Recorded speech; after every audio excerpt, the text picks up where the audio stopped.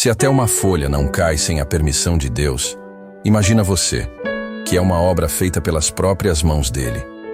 Isso me trouxe um conforto profundo. Se Deus cuida de cada detalhe da natureza, não duvido que Ele também cuida de nós, que fomos criados por Ele com tanto amor e perfeição.